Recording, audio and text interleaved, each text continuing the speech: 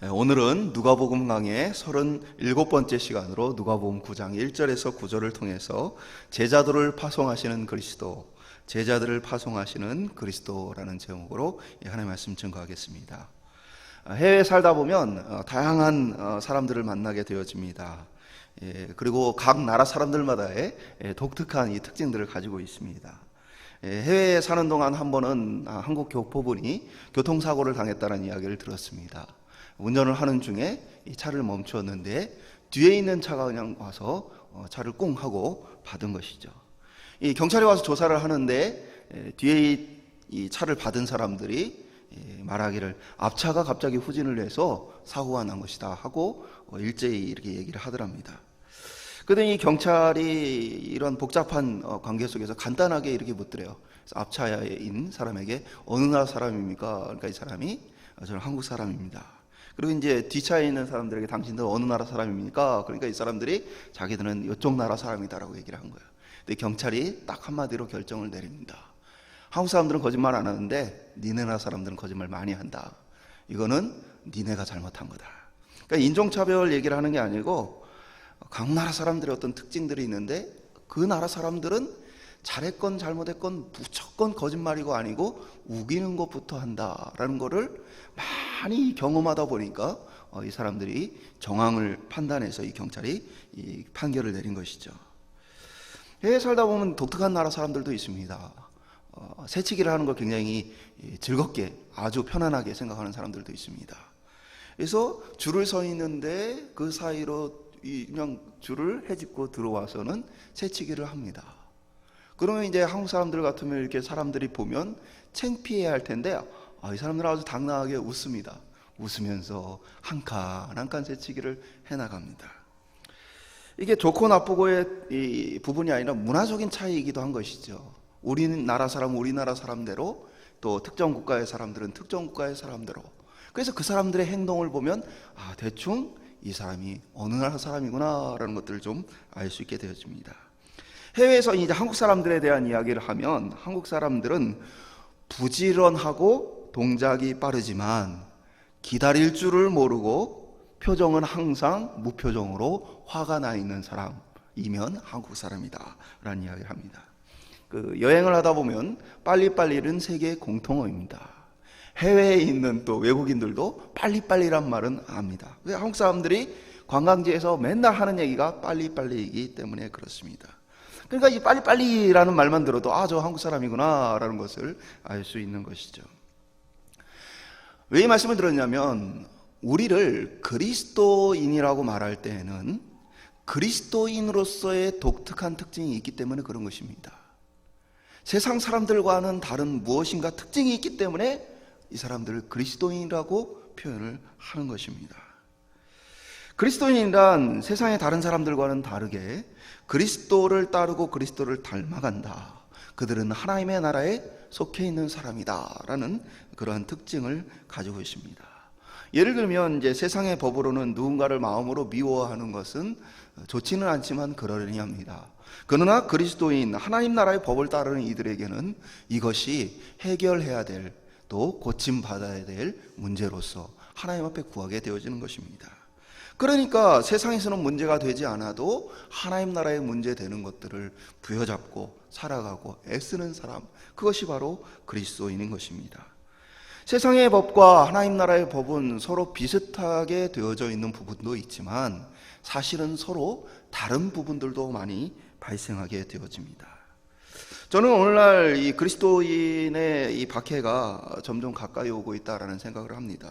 예를 들면 이제 해외에 이 동성애와 같은 것들은 사회적으로는 인정이 되는 것입니다. 그러나 우리가 잘 알듯이 성경은 분명히 이것을 죄로 정하고 있습니다. 그러나 그것을 죄라고 이야기하게 되어지면 세속의 법에 저촉이 되어서 처벌을 받게 되어지는 나라들이 많이 있습니다. 이러한 흐름은 우리나라에도 오고 있고 또 어느 순간에 이제 우리는 더 이상 이것에 대해서 잘못됐다라는 말하는 것이 법적으로 문제가 되어질 수 있고 또 처벌을 당할 수 있는 그러한 시대가 올 것입니다. 이 침묵과 박해를 강요받아야 하는 그러한 시대가 가까이 오고 있다는 것이죠. 이번 코로나 상황을 바라보면서 교회를 향한 사람들의 부정적인 생각도 좀 보게 되어집니다. 그러면서 과거에는 정치인들이 교회에 대해서 비난을 할 때 굉장히 조심을 했습니다. 왜냐하면 이 교회를 비난했다가는 예수 믿는 사람들의 표가 다른 곳으로 갈까봐 조심을 했는데, 근데 이번 코로나 사태를 바라보면서는 정치인들이 이제 기독교인들을 함부로 말하고 교회에 대해서 함부로 이야기하는 것을 이제는 아무렇지 않게 여기는구나. 왜냐? 그렇게 하면 다른 사람들에게 더 표를 많이 얻는다라고 생각을 하기 때문에. 이거는 제가 특정 정치인이나 특정 정당을 얘기하는 것이 아니라 사회 전반의 변화가 일어나고 있고, 이런 변화들 속에서 어느 순간에 우리는 이 박해를 정부로부터 또는 사회로부터 받을 수 있는 시기가 올 수도 있겠구나라는 생각을 이번에 조금 느끼는 계기가 되었습니다. 지금은 우리가 작은 모욕이나 비난의 눈초리 정도를 경험하고 있지만, 그러나 어느 날에는 훨씬 더 힘겨운 시간이 올 것이라고 사실은 성경도 우리에게 이야기를 해주고 있습니다. 그것은 세상의 법과 교회의 법, 하나님의 법이 서로 다를 때에 갈등이 생기고, 그것으로 말미암아 교회는 어려움들을 겪게 되어지는 것입니다. 그리고 세상이 사실은 교회와 하나님의 법과 다르기 때문에 사실은 우리도 세상을 향해 복음을 전하고 또 하나님의 말씀을 전하기 위해 나가는 것입니다. 만약에 교회와 세상이, 또 교회와 하나님의 나라, 그리고 이 땅이 다 똑같다면 그러면 우리는 아무것도 배우고 전하고 나눌 필요가 없는 것이죠. 아직 박해가 가득하기 전에 예수님은 제자들을 보내서 세상을 향해 하나님 나라와 그리스도를 전파하시고자 합니다. 그리고 이러한 명령은 이 제자들에게만이 아니라 오늘 예수를 믿는 모든 그리스도인들에게 주신 말씀이기도 합니다. 오늘 말씀을 통해서 우리가 어떻게 이 그리스도의 명령에 복종하고 순종하는가, 주님은 어떻게 우리를 보내셨는가, 함께 말씀을 통해 살펴보기를 소망합니다. 첫 번째 따라해 보겠습니다. 능력과 권위를 주셨다. 9장 1절은 예수께서 12 제자를 불러 모으사 모든 귀신을 제어하고 병을 고치는 능력과 권위를 주시고 라고 기록합니다. 제자들에게 보내시면서 그들에게 권위와 그리고 능력을 주셨다. 능력이란 말은 어떤 것을 할 수 있는 힘을 이야기합니다. 그리고 권위란 어떤 것을 행할 수 있는 권리를 이야기합니다. 쉽게 얘기하면 조선시대에 이제 암행어사가 있으면 암행어사가 두 가지 이제 이 특징을 갖게 되어지는데, 하나는 물리적인 힘을 가져야 됩니다. 그리고 또 하나는 부패한 관리들을 잡을 수 있는 권한을 부여받아야 합니다. 만약에 그렇지 않으면 어떻게 되어집니까? 내가 잡으러 왔다라고 말해도 힘이 없으면 오히려 상대에게 힘에 굴복당할 수 있는 것이죠. 그러니까 암행어사가 혼자 가서 문제를 해결하는 게 아니라 갈 때에 암행어사 출도요 하고 많은 이 군대가 함께 가서 그 법을 집행하게 되어지는 것입니다. 그리고 또 하나, 왕으로부터 받은 바로 그 권한을 가지고 부패한 관리들을 벌 줄 수 있는 것입니다. 만약에 힘이 없으면 어떻게 되어집니까? 그 자신의 능력을 발휘할 수가 없는 것이죠. 예를 들면 왕인데, 우리가 그런 일들을 많이 보지 않습니까? 왕이지만 그러나 힘이 없고 권세를 다 어떠한 이 대신들이 가지고 있으면 허수아비 왕일 뿐 아무것도 할 수 없는 것입니다. 반대로 힘이 있지만 권리가 없다면 어떻게 됩니까? 어느 날에 그것에 대한 책임을 져야 되는 거예요. 예를 들면 이 조폭이나 건달들이 힘이 있지만 그렇다고 해서 자기 마음대로 행했다가는 어떻게 됩니까? 그 권위에 의해서 체포가 되고 감옥에 가게 되어지는 거예요. 그러니까 힘이나 이 권세나 이 두 가지 중에 하나만 없어도 아무것도 할 수 없는 것이 사실은 우리의 삶인 것이죠. 그런데 오늘 예수께서 제자들을 세상으로 보낼 때는 바로 이 두 가지를 함께 보내셨다는 것입니다. 능력도 주시고 그 능력을 행할 만한 권한, 권리도 주셨다라고 성경은 말해주고 있는 것입니다. 우리가 이 땅에 하나님께서 우리를 보내셨을 때, 그리스도께서 우리를 세상으로 보낼 때 빈손으로 보내지 않으셨다는 사실을 기억해야 합니다. 우리가 겉으로 보면 보잘것없어요. 세상의 많은 어떠한 것들에 비해서 우리는 힘이 없는 것처럼 느껴집니다. 그래서 누가복음 10장 3절에도 예수님이 제자들을 세상으로 보내시는 것을 양을 이리 가운데 보내시는 것과 같다라는 말씀하십니다. 겉으로 보면 이리가 막 득실득실한데 거기다 양을 보내는 거예요. 그거는 뭡니까? 죽으란 얘기죠. 그거는 불가능한 일입니다. 그러니까 세상에서 잡혀먹고 아무것도 할 수 없는 것처럼 보여지는 것이 우리가 세상을 향해 나가는 걸음입니다. 그런데 주님은 그러한 상황 속에서 우리에게 뭘 주셨다? 능력과 권위를 주셨다. 우리가 세상에 그저 이 이리가 득실한 세상에 그냥 간 것이 아니고 우리에게 힘과 권세를 주셨다 말하고 있는 것입니다. 이것은 예수님께서 승천하실 때 주셨던 말씀과도 동일합니다. 마태복음 28장 18절에서 20절에 보면 예수께서 나와 말씀하여 이르시되 하늘과 땅의 모든 권세를 내게 주셨으니 그러므로 너희는 가서 모든 민족을 제자 삼아 아버지와 아들과 성령의 이름으로 세례를 베풀고 내가 너에게 분부한 모든 것을 가르쳐 지키게 하라. 볼지어다 내가 세상 끝날까지 너희와 항상 함께 있으리라 하시니라. 그러니까 이때에도 하늘과 땅의 모든 권세를 주셨다라고 말하면서 세상 끝날까지 너희와 항상 함께 있을 것이다. 그래서 단순히 오늘 제자들에게만이 아니라 오늘 모든 그리스도인들에게도 이 권세와 능력을 우리에게 주셨다는 사실을 기억할 필요가 있습니다. 우리가 기억해야 되는 것은 늑대가 넘쳐나는 어려운 이 형편과 상황이지만 그러나 우리가 그렇기 때문에 할 수 없다가 아니라 우리에게 주신 것을 생각하고 기억해야 한다는 것입니다. 중국의 한 유원지에 아이들이 물에 빠졌습니다. 그것을 방문한 대학생들이 서로 손에 손을 잡고 인간띠를 형성해서 아이들을 하나씩 건져냈습니다. 그러다가 이제 이 아이들을 건지다가 힘이 빠져서 중간에 이제 잡고 있던 손을 놓치면서 일부 대학생들이 또 빠지게 되었는데 그 중에 몇이 죽었습니다. 그래서 이 이야기가 이제 신문에 났는데 어떻게 보면 굉장히 아름다운 이야기죠. 다른 사람을 살리기 위해서 자신의 생명을 던진 이 대학생들의 이야기. 근데 똑같은 사건을 이 기사로 한 다른 기사를 보면 또 다른 이야기가 있습니다.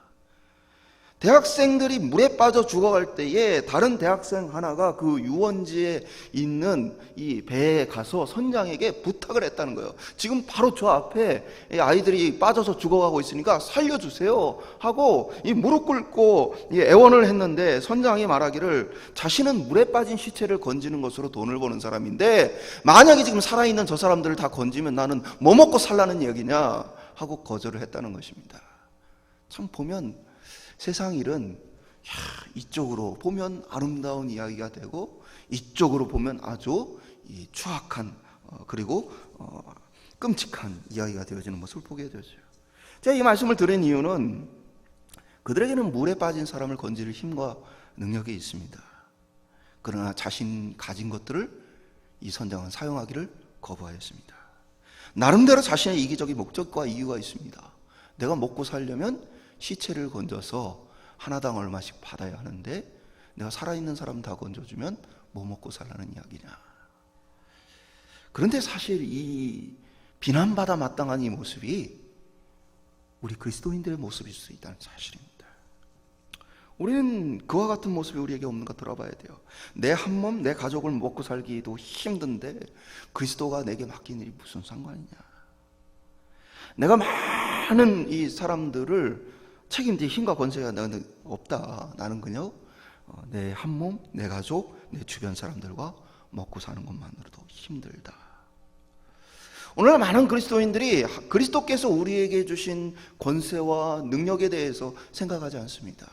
그리고 그것을 통해서 그리스도를 위해 또 이 땅에 불쌍한 많은 영혼들을 위해 무엇을 해야 될지 생각하지 않고 관심조차 기울이지 않습니다. 이 모습이 마치 이 선장의 모습과 같을 수 있다는 사실이죠. 오늘 저와 여러분 우리 모두가 그리스도께서 우리를 이 땅에 보내셨고 우리를 이 땅 가운데 아무 힘과 능력이 없는 자들로 보낸 것이 아니고 우리에게 주님의 능력과 주님의 권세를 우리에게 주셨다는 이 사실을 바라보면서 그 위대한 권세와 능력을 맡은 자로서 우리 자신을 돌아볼 수 있는 저희들이 될 수 있기를 소망합니다. 두 번째 따라 보겠습니다. 하나님의 나라를 선포하라. 그렇다면 그리스도의 능력과 권위를 왜 제자들에게 주셨는가?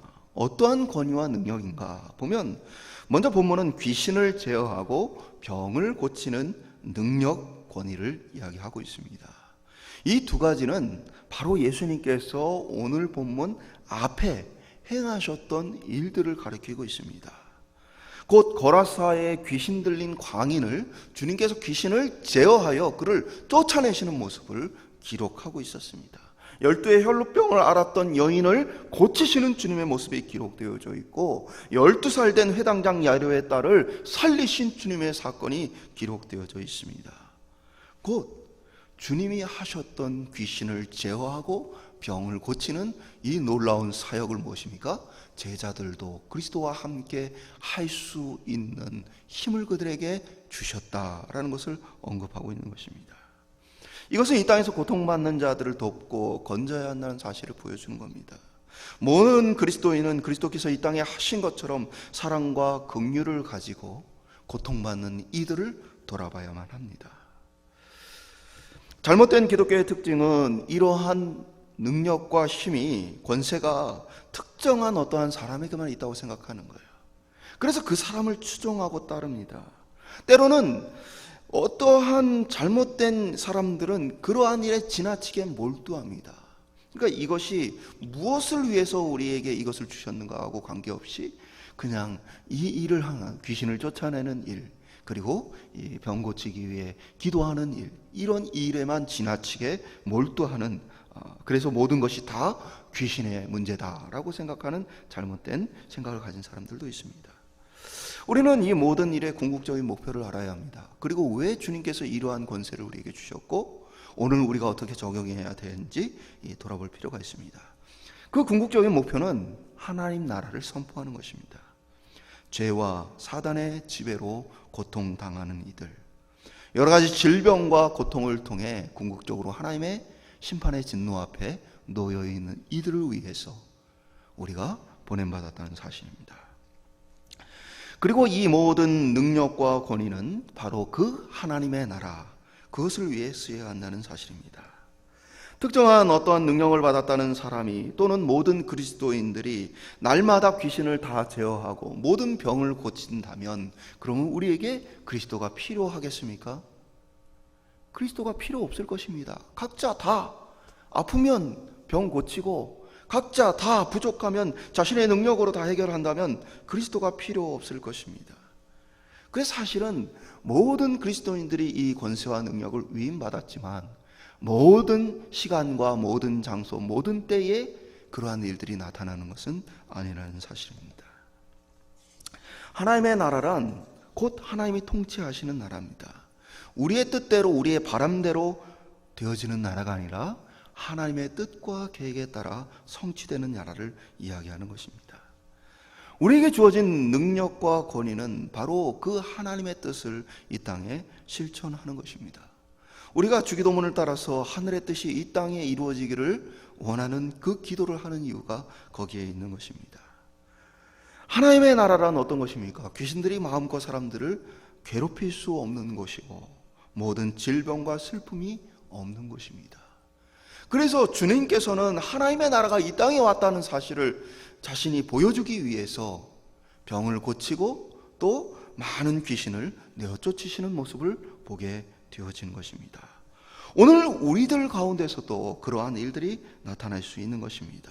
우리는 그의 통로로서 그가 원하실 때에 하나님께 구하고 찾음으로써 주님께서 귀신도 쫓아내시고 병을 고치시는 일을 위해 쓰임받을 수도 있습니다. 그래서 우리가 해야 될 일이 있다면 바로 하나님 나라가 이 땅에 왔다는 사실을 보이고 나타내는 것입니다. 오늘 본문은 좁게 본다면 병을 고치고 귀신을 쫓아내는 정도의 부분을 이야기하지만 그러나 본질적인 부분을 본다면 하나님의 나라가 선포되도록 그리스도를 닮고 그리스도가 했던 일들을 따라서 행하며 그리스도께서 보이신 그 하나님의 나라를 이 땅에서 보여주는 것, 그것이 바로 오늘 우리 그리스도인들이 행하는 일입니다. 앓는 이를 고치는 일도 곧 무엇입니까? 질병으로부터 자유케 되어지는 하나님의 나라를 보여주는 일인 것입니다. 그것은 매우 다양한 여러 가지 형태로 나타날 수도 있는 것입니다. 예를 들면 기도할 때 죽을 병이 낫기도 합니다. 그러나 때로는 죽음 앞에 감사하고 그것들을 기쁨으로 받아들일 수 있는 능력도 우리에게 생겨나게 되어지는 것입니다.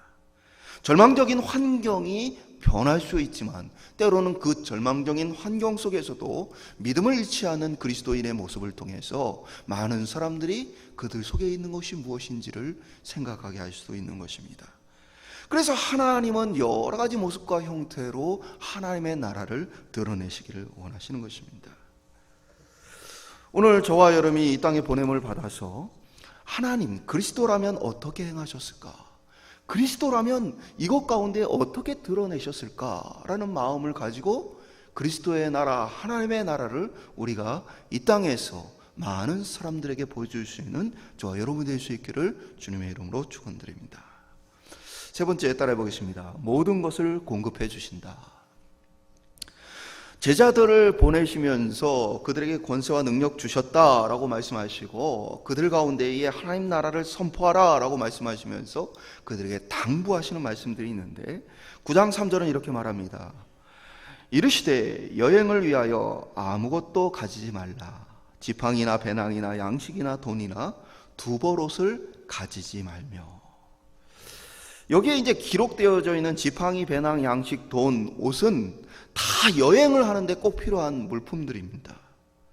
여행을 하기 위해서 미리 예상치 못한 상황을 대비하기 위해서 이것들을 갖추어야만 하는 것입니다. 그런데 주님은 그것을 가지지 말라라고 말씀하셨어요. 그런데 더 고민스러운 부분이 있습니다. 뭐냐면 마태복음과 누가복음 그리고 마가복음에 다 이 본문이 기록되어져 있는데 마태복음과 누가복음에는 지팡이 또 가지지 말라라고 기록되어 있고 마가복음에는 지팡이를 가지라라고 기록이 되어져 있습니다.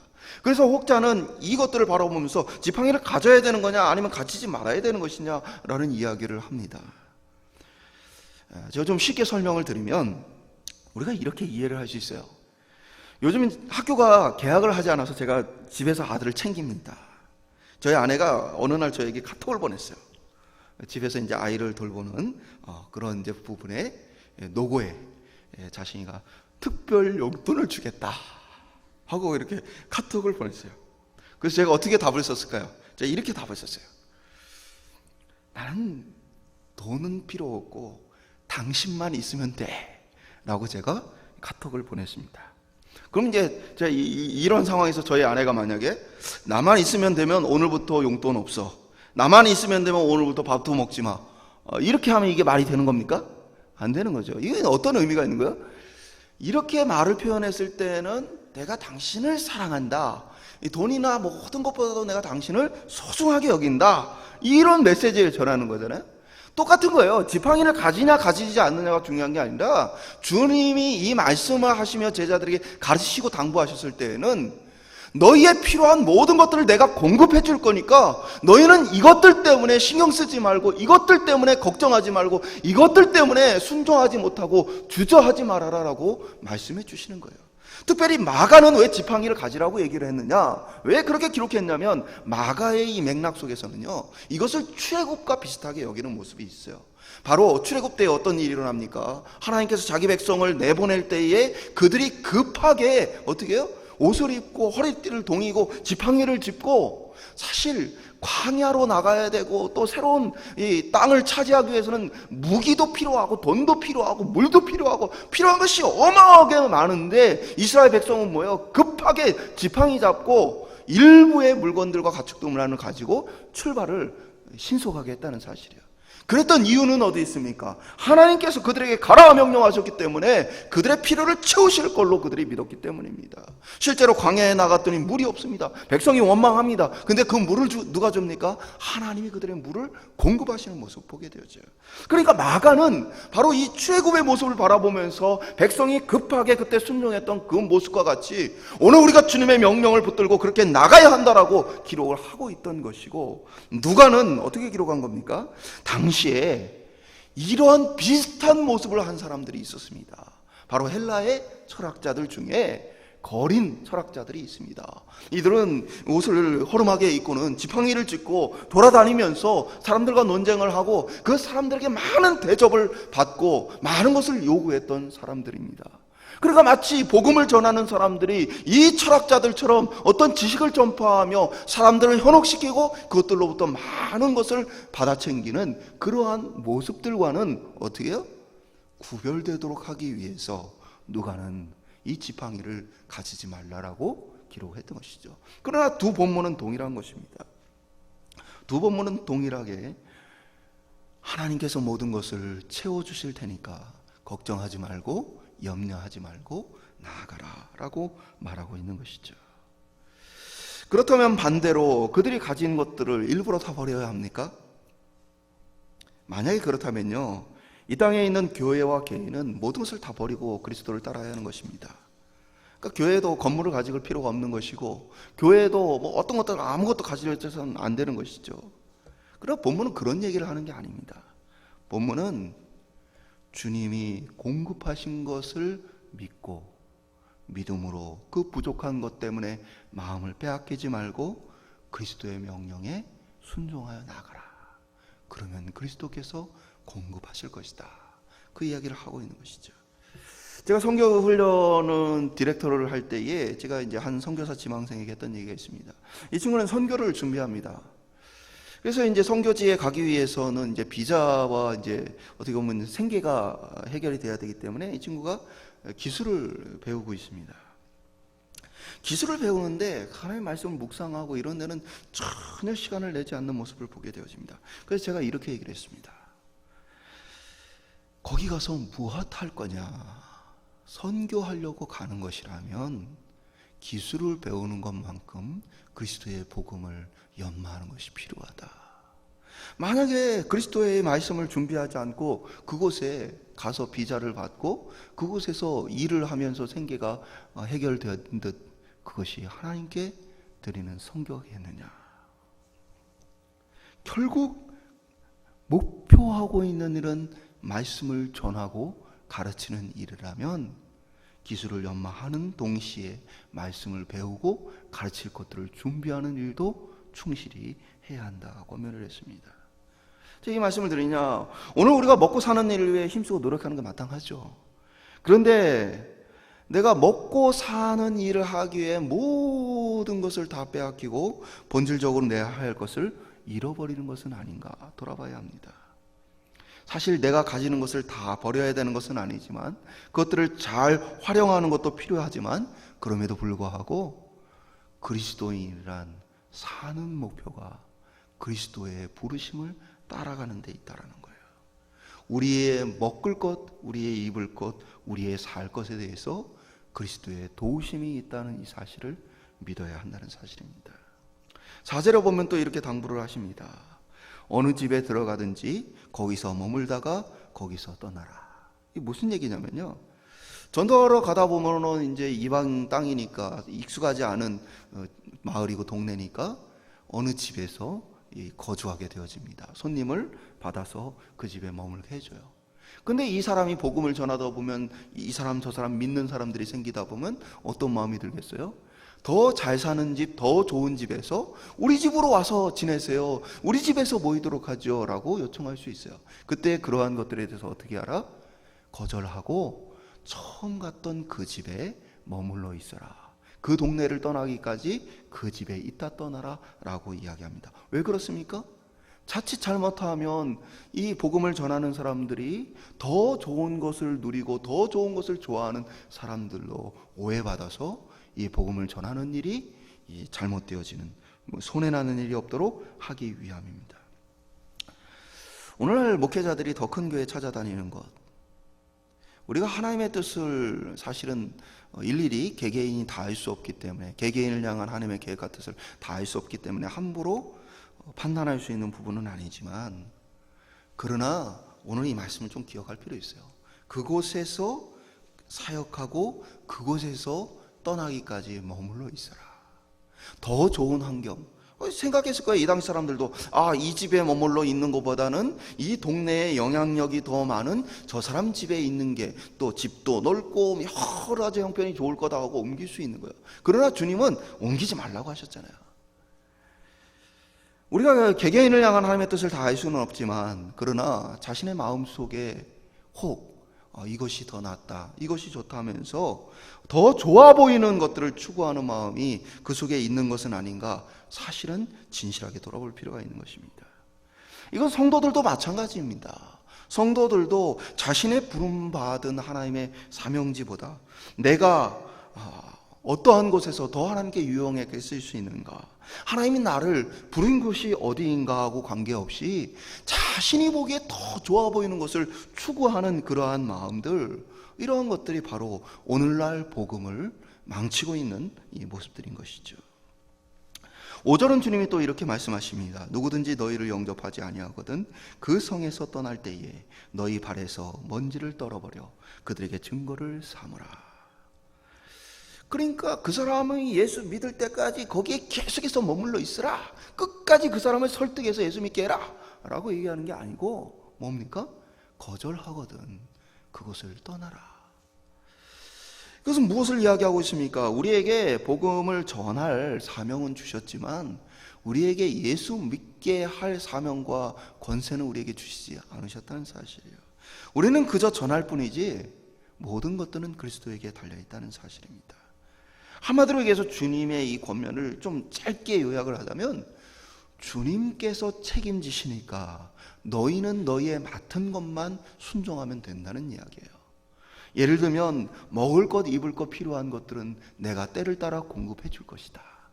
그리고 너희에게 지금 공급되어진 것이 좋거나 부족해 보이거나 관계없이 한 집에 머물러 있는 것처럼 그것에 만족하고 그곳 가운데 머물러 있으라.